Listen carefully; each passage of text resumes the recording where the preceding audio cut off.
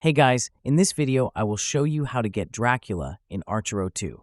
Alright, let's begin. To unlock Dracula, go to your equipment screen and tap the character tab. This option becomes available after completing around stage 5.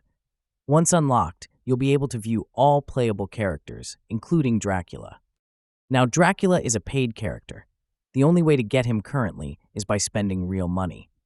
There is no free or event-based method to unlock Dracula at the moment. If you're interested in similar characters, there's Sach, who costs the same but offers different attributes. Other characters, however, can be unlocked through in-game events.